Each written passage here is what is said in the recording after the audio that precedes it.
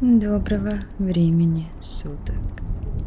Сегодня будет история, которая называется «Стук сердца». История одного убийства.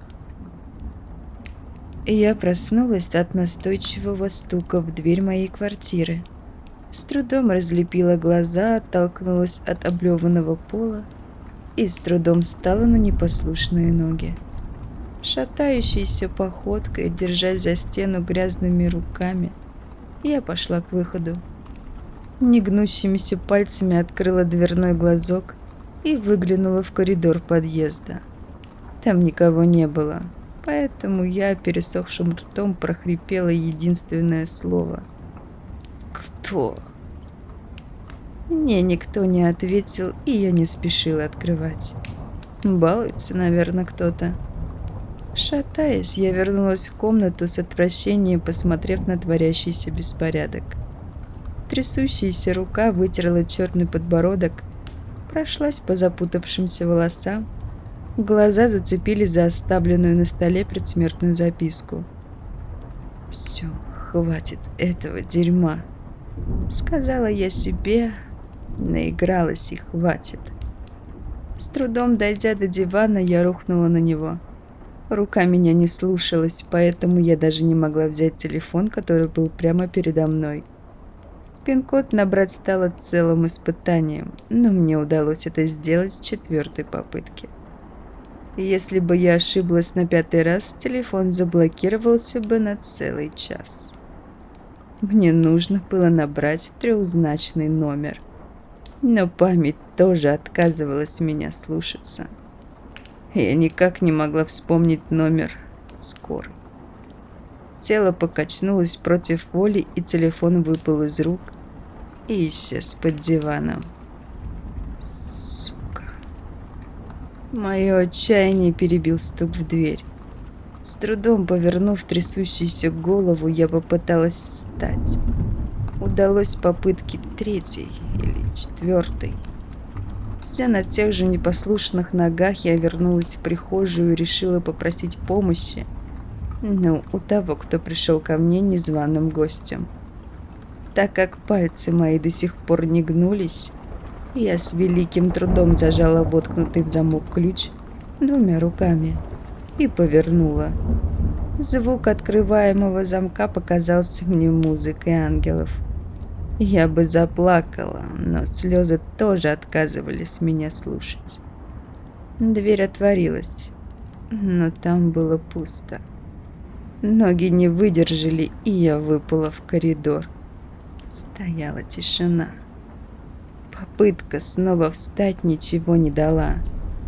Поэтому я начала цепляться скрюченными пальцами за пол, чтобы с трудом подползти к соседской двери. Когда это удалось, я начала бить в дверь костяшками пальцев. Никто не открывал. Тогда я, размазывая сопли, поползла к другой двери. Но и там никто не отвечал. Очнулась я все там же, в коридоре у соседской двери в полной темноте. Лампочки загораются только на резкий звук. Я с трудом подняла голову и осмотрелась. Сколько я здесь провалялась. К своему стыду я поняла, что мои штаны мокрые и холодные. Я лежала в луже собственной мочи, как последний пьянчуга. Хотя за всю жизнь никогда не пила, являясь ярым противником алкоголя. Было холодно и мерзко от самой себя. Хотя я чувствовала себя намного лучше. Держась за стену липкими руками, я поднялась на ноги. Ноги меня слушались уже лучше, хоть и подкашивались. Губа на лице опухла, видно, ударилась где-то. Но из-за таблеток даже не почувствовала. Дверь моей квартиры была распахнута. Но я не пошла туда, а с трудом направилась к лифту. На вахте должен сидеть мрачный дяденька, но в помощи он не откажет. К тому же у него есть телефон, а мой телефон где-то под диваном. Когда я его оттуда достану, не удивлюсь. если там не будет ни одного пропущенного звонка. Всем на меня наплевать. Лифт ехать отказывался, застряв на первом этаже. Опять кто-то стопорит. Чувствую себя мучеником, я пошла по лестнице. Никогда бы не подумала, что такое простое действие, как спуск по лестнице, может оказаться таким испытанием. Свет так и не загорелся, поэтому это приходилось делать в полной темноте. Чтобы не упасть, приходилось держаться за перила, контролируя каждый свой шаг. Спустя целую вечность я оказалась на первом этаже, где и застрял лифт. Именно там я выяснила причину задержки. Свет мигал, двери лифта то открывались, то закрывались, а из шахты на меня смотрела холодная тьма. Это походило на пасть огромного зверя, который открывал и закрывал свои челюсти, ожидая беспечную жертву, чтобы разжевать в кровавое месиво. Меня передернуло либо от холода, либо от представившейся картины. Думаю, вахтер уже вызвал лифтера. Пройдя мимо колясочной, я открыла дверь вахты, но никого не нашла. На столе покоилась кепка, а рядом стояла остывшая лапша быстрого приготовления. Куда он ушел?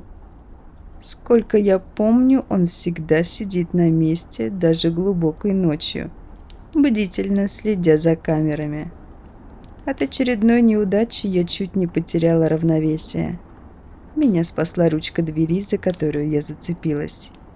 Руки еще слабые, но пальцы уже сгибаются. Это хорошо. Я прислушалась к своему сердцу. Оно бьется спокойно, несмотря на такую нагрузку. Шутка ли, если тупорылая хозяйка этого самого сердца, которая так тщательно берегла свое здоровье, внезапно решила сожрать за раз целую 100 таблеток. Спасибо, сердечко, что продолжаешь биться. Сжав волю кулак, я поднялась на ноги, что только на словах легко и просто. Поймав равновесие, я подтолкнула себя к столу вахтера. На нем стоял обычный телефон, предназначенный для вызова по номеру 112. Надо нажать всего одну кнопку, и вызов пойдет. Мне это удалось с первой попытки. С хрустом разлепив опухшие губы, я приготовилась говорить. Но в трубке сначала звучали гудки, а потом непонятное шипение, которое прервалось звенящей тишиной. Я попробовала снова, но на этот раз даже гудков не было, только тишина. И как он должен вызывать полицию или пожарных, если этот проклятый телефон не работает? Я лишь чудом не раздолбала его об стол. Сдержав себя, положил на место, не отчаивайся. Скоро должен кто-то пройти мимо, дом же большой. Усевшись у дверей подъезда, прямо на полу, я принялась ждать. Стояла тишина. И если не считать дверей лифта, продолжающих жевать воображаемых жертв. Так я просидела часа 2. Окончательно продрогла, но никто так и не пришел. В какой-то момент лифт перестал шуметь, и я оказалась в полной тишине. Где же все люди? Судя по темноте, окружающей меня, на улице ночь. Но в это время все равно хоть кто-нибудь должен появиться. Хотя бы вахтер. Где-то в глубине этажа раздался звук открываемых дверей. Я обрадовалась, что сейчас меня найдут и вызовут мне помощь. Но никто ко мне не вышел. Поднявшись на ноги, я пошла туда, где слышала этот звук. В коридоре свет не загорелся, поэтому мне приходилось идти на ощупь. Рука наткнулась на что-то склизкое, но я не смогла понять, что это за запах. Снова щелкнул замок, и одна из дверей первого этажа открывалась. В коридор полился теплый свет электрической лампы. Я тут же пошла на него, забыв о своей слабости, пока не оказалась на свету. Именно в этот момент мне пришло в голову посмотреть на свои испачканные в чем-то руки. К моему ужасу мои руки были по локоть в крови, будто я зарезала кого-то. Я закричала. Дверь тут же закрылась, оставив меня в темноте совершенно одну. Я не помню, как я оказалась у себя в квартире. С трудом закрыв дверь, я включила свет и посмотрела на свои руки. Они были в грязи, но следов крови не было. Мне просто показалось. Это просто еще один симптом отравления. Это не ад. Я не умерла. В аду не слышно биение собственного сердца. Приложив руку к груди, я затаила дыхание. Бьется мое сердечко. Я снова вернулась в комнату. На полу засохшая блевотина, которую мне придется отмывать самостоятельно. Предсмертная записка, которую я написала, когда уже проглотила все таблетки, запивая все это дело колой за 30 рублей. Рядом стоит пустая баночка спазмолетиков, чтобы те, кто найдет мой разлагающийся труп, смогли понять, что меня никто не убивал. Взяв записку, я пробежалась глазами по знакомым словам. «Прости, папа, этот мир оказался сильнее меня. Я никого не виню. Просто не сердись на меня. Присмотри за котом за меня.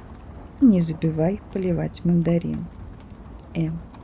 Смяв записку, я швырнула ее в стену. Она отскочила и закатилась под диван к телефону. Подняв баночку из-под таблеток, я открыла ящик и закинула ее внутрь. Будет мне память, чтобы больше не творила всякую дичь. Загудел телефон. Я встала на четвереньки и заглянула под диван. Не знаю, кто мне звонит, но телефон мне не достать рукой. Двигать мебель у меня сил нет. Поэтому я, шатаясь, пошла в кладовку, где взяла швабру-лентяйку. Она мне еще понадобится, когда силы вернутся.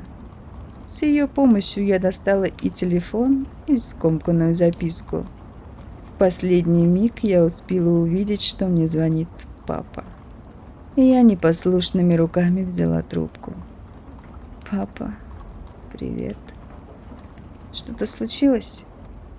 Почему ты еще жива?» Голос был папин, но вопрос показался мне странным. Я решила не говорить ему о своей попытке самоубийства, чтобы не разбивать папе сердце. Это несложно скрыть, ведь я в другом городе. «Что?» «Ты мне не дочь». Из глаз побежала одинокая слеза. «Что ты такое говоришь? Я твоя дочь». «Умри, умри, умри».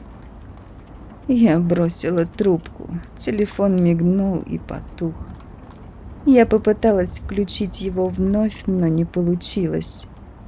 Размазав грязь по лицу, я трясущимися руками поставила его на зарядку. Под рукой валялась моя записка, которую я снова решила прочесть. Расправив комок бумаги, я погладила его ладонью. Вместо моего сообщения там было лишь одно слово. «Умри». Порвав бумагу, я пошла в ванную комнату и бросила клочки в унитаз. Бумага была плотной, поэтому никак не хотела смываться. Мне понадобилось нажать на слив несколько раз, чтобы окончательно уничтожить. Нужно было сжечь. Но у меня нет спичек дома, а плита электрическая.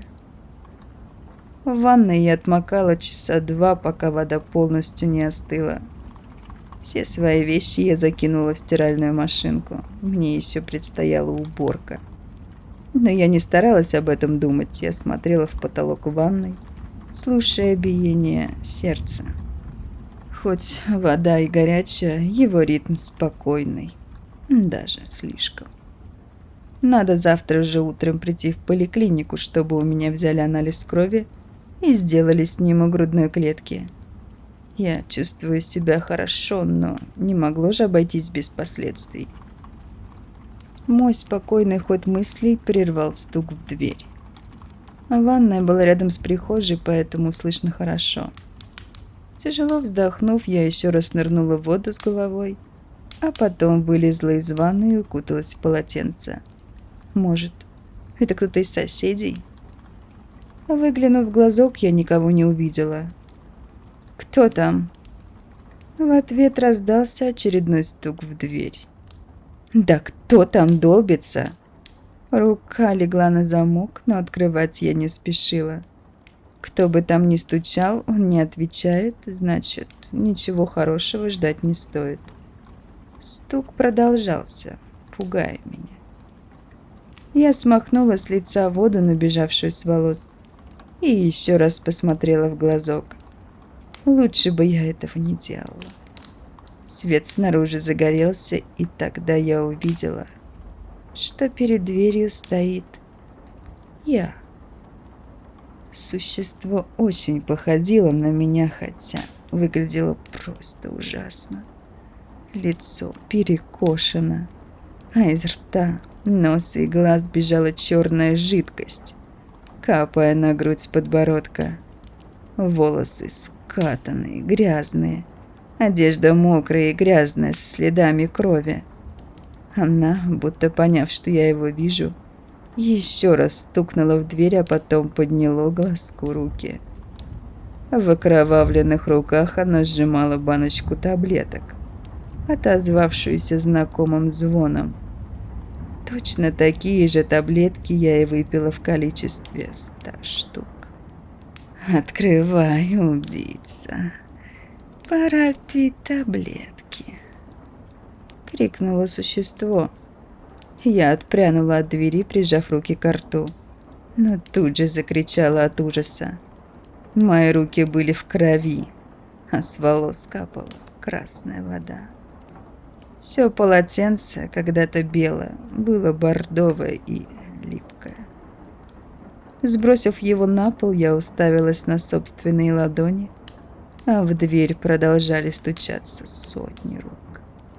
Будто в наваждении я побежала в комнату, открыла ящик, куда до этого бросила пустую баночку из-под таблеток.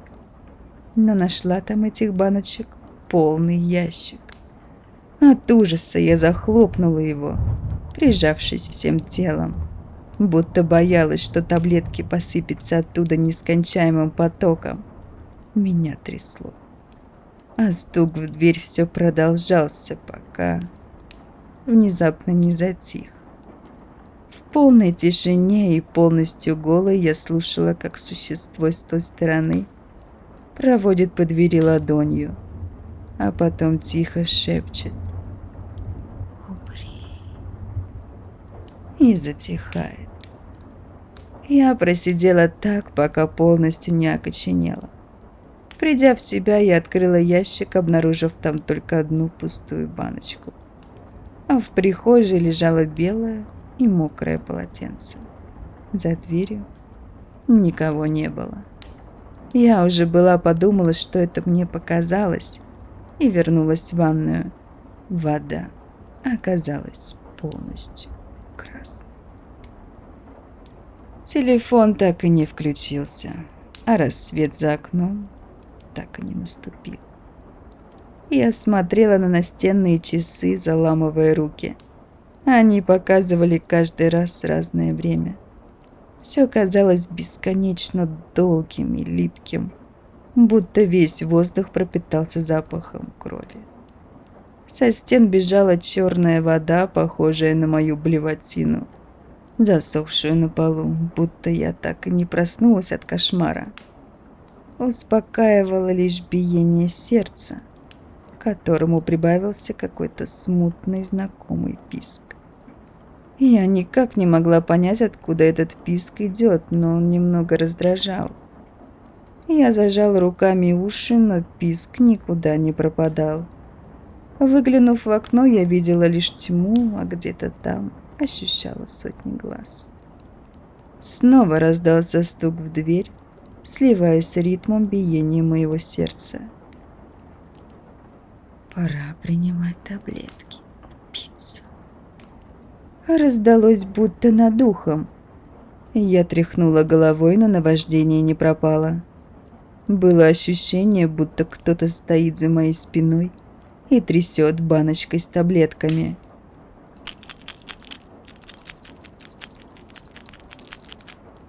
По щекам бежали слезы. Хотелось пить, но я боялась выползти из своего угла. «Оставь меня в покое!» «Убийца! Я не убийца!» «Ты убила саму себя! Ты убийца!» Я снова тряхнула головой. «Прости меня!» «Ты не у меня должна просить прощения!» Я затаила дыхание, слушая биение своего сердца. Я почти не ощущала его. Так тихо и неуверенно оно билось.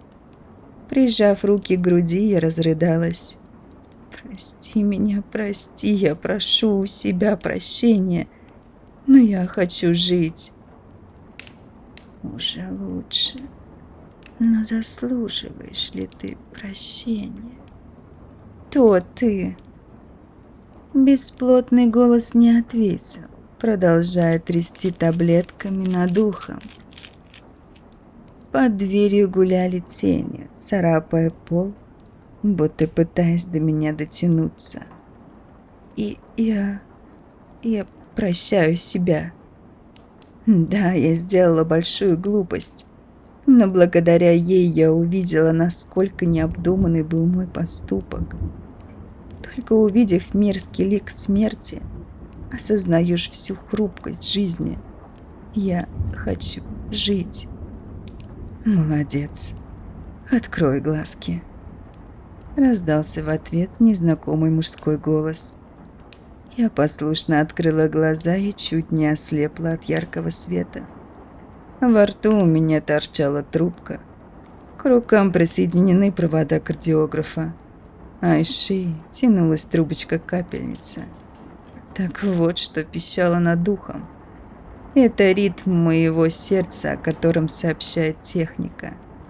Я валялась в коридоре своего дома, а надо мной суетились врачи скорой. Мне это все почудилось? Молодец, дыши. Сердце бьется ровно. Дурочка, да мы тебя чуть не потеряли. Я устало прикрыла глаза, из которых бежали слезы. Какой стыд. Я еще и в штаны нафуфырила. Больше никогда не. Я посмотрела на медсестру, которая сейчас играла роль штатива и держала капельницу, и с ужасом узнала в ней себя. Существо стояло надо мной, улыбаясь чумазым ртом. Через секунду образ исчез. Примечание. В истории использовался реальный случай отравления таблетками, когда самоубийца в последний момент передумала умирать. Нет ничего ужаснее лика смерти. Не делайте глупостей. Любите себя. На этом история закончена, а вы?